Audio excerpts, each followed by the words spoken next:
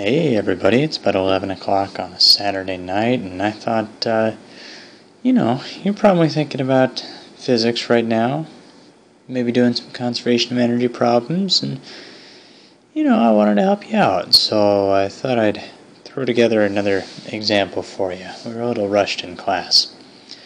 So the first law of thermodynamics is what we're talking about with this energy stuff. Usually just called the law of conservation of energy. And that just says that energy can never be created or destroyed, but we do allow for energy changing forms, or changing from one object to another, or from one place to another. Now usually the way that we write this first law is that the total energy initial has to equal the total energy final. Okay, and so our initial term and our final term, this might have multiple types of energy involved in them. If we had a really complex problem where all the different types of mechanical energy were involved, then our equation might look something like this. We might have kinetic energy initial plus gravitational potential energy initial plus elastic potential energy initial is equal to kinetic energy final plus gravitational potential energy final plus elastic potential energy final. So that's a lot of energy types here. Typically it's just going to be one or two energy types on each side of the equation. So first step on these ones is think about what types of energy are involved at our initial moment and at our final moment. Now keep in mind also that initial and final, those are just two moments in time. There's no particular requirement on what moment we call initial and what we call final. There's no directionality here either, so if you screw up and on the final side you put things that are happening at the beginning of the problem, that doesn't make any difference whatsoever. That's not a screw up at all. So sometimes people don't even write these as initial and final. They write them as 1 and 2, or A and B, and that's just because the timing really doesn't matter. And so we could actually pick a couple of moments that are in the middle of our problem too, if that's convenient for us for solving this. So I thought we'd go through another example of conservation of energy here. So this is a kind of a classic physics problem.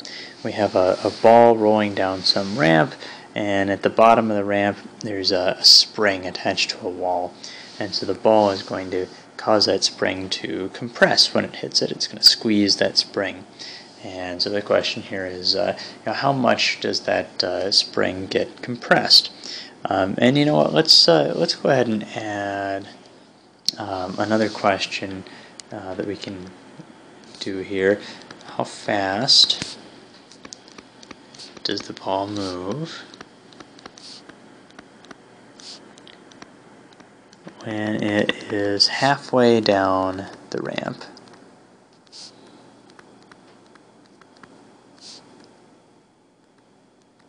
Just to get a little extra practice on this. Okay, so let's do part A first here. How much or how far does the spring compress? So for part A, I'm going to say that my final moment is going to have to be down here when that spring is compressed as much as possible. The only other moment I know anything about is when the ball is up at the top here, so we'll call that the initial moment. So we need to think now about what kind of energy, or what kinds of energy, we might have multiples, do we have for the initial moment and for the final moment. Well, there's only three types that we can do calculations with. Those are the mechanical energies. So we've got kinetic, gravitational potential, and elastic potential. So kinetic energy, we have that if our object is moving. Now, I wasn't very clear here. Let's say that the velocity is 0 at the beginning. At time 1, velocity is 0. So no kinetic energy there. And it looks like in our final state here, once that spring has been compressed as far as it's going to go, that ball would have been moving to the right, compressing it. When it gets to its limit, it's going to stop for just a minute before getting shot back to the left. So at that moment, the ball isn't moving either, so no kinetic energy in either of these. Gravitational potential energy we have when our object is up higher than whatever we're going to call our zero height. So let's decide on that right now. Let's say the bottom of this ramp, we'll make that a height of 0. Okay, so initially we've got some gravitational potential energy because the ball is up higher than that. So when you write out net energy initial equals net energy final, at least one term. Oh, excuse me. My obnoxious sneeze is caught on video here. One term, we've got gravitational potential energy on the initial side. Down at the bottom, our ball is at a height of 0 now, so no gravitational potential energy there. And then elastic potential energy, that happens when we have a spring that's stretched or compressed. Now, there's nothing going on like that initially, but we do have that going on the final side.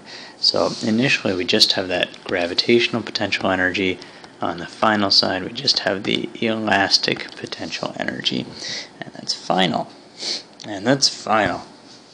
Okay, so gravitational potential energy we can calculate by doing mass times gravity times height. Elastic potential energy is 1/2 times k times x squared. And so A asked us how far does the spring compress? Well, we're looking for x here, so we need to fill in all the other values. So we've got our mass, which was 2.0 kilograms. Gravity, acceleration of gravity is 9.8 meters per second squared. And the height was 3.0 meters. It's equal to 1/2 times the spring constant, which is 120 newtons per meter, times x squared, the distance compressed squared. Okay, so on the left side, 2 times 3 is 6, times 9.8 is 58.8 joules. Is the amount of energy we have initially. That's going to be the energy we have at any moment in time here, 58.8 joules, just in different forms. And the 1/2 times the 120, that's going to be 60 newtons per meter times x squared. Okay, so we'll divide both sides by 60 and get 0.98. And then the units here might not be obvious. Keep in mind that joules are also sometimes written as Newton meters. So we're doing Newton meters divided by newtons per meter, or times meters per newton. So this would just be meters squared. And then we'll square root both sides. And oops. You get 0.99 meters. It's equal to the distance compressed. Alright. Second question, how fast does the ball move when it's halfway down the ramp? Okay. So, this time I'm going to say my final point is when the ball is halfway down, so that's 1.5 meters up the ramp. Alright, let's set this one up now. So for part B, total energy initial is equal to total energy final. We actually know what the total energy initial is. That was 58.8 joules, or energy at any point has to be 58.8 joules, so we might as well just fill that in. It's going to be equal to, well, at this point there's still some potential energy because it's still up above that height of 0, but some of that's been changed into kinetic energy, so we've got both those terms here. So that'll be gravitational potential energy plus kinetic energy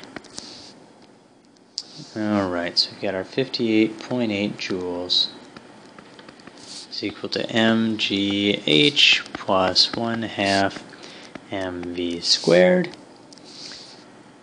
And 58.8 joules, that's equal to the mass, 2.0 kilograms, times the 9.8 meters per second squared, times the height there, halfway down was 1.5 meters,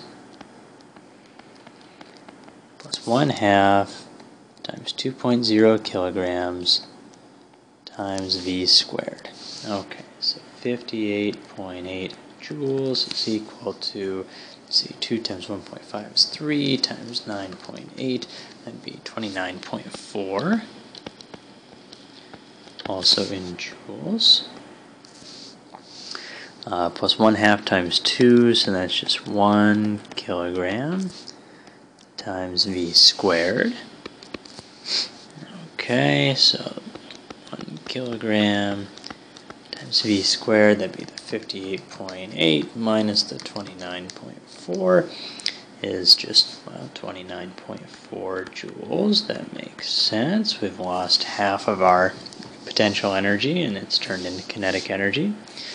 Divide both sides by the 1 kilogram and we get 29.4 still.